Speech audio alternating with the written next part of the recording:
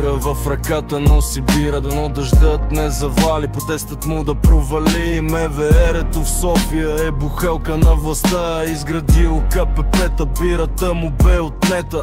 Да ни се панира как да протестира, нервно крачи към тълпата, няма бира в ръката, да ни пинал на мотика, гладен хапва и ни вика, че промяната е зле, но без шиши по-добре. Срещу мафия се бори, разделене на отбори, промяна иска той, но без много бой. Ще направи каквото е нужно, ще изпее химна дружно с великия тенор, ще предизвика той фурор. Музикален корифей, без награда на Орфей, титан на мисълта, но без опит в тази игра. Иска той оставка или бюджета на поправка, но хич не му е год, като бъгъзвак в неговия джоб. С телефона снима той, подклоните кафани бой, да реве в интернета, свобода му отнета. Той е нашият спасител от Хаджи Димитър, той е бъдещ победител, над властта пропита. Иска да докаже на приятелите стари, че с усилията дружни ще осигури правата нужни.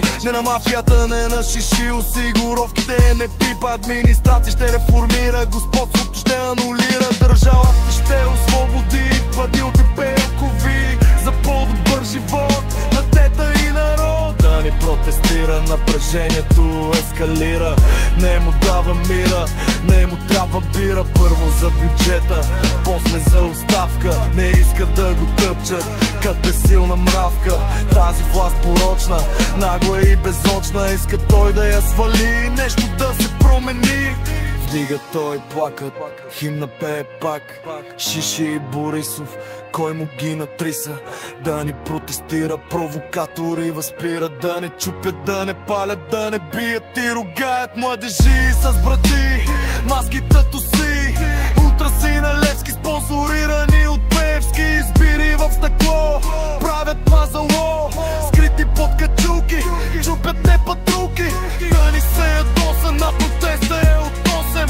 Мирно си стоя, участва във война, спонсорирани от шиши, агитки и пък шиши опорочиха му протеста. Ще им върне жеста.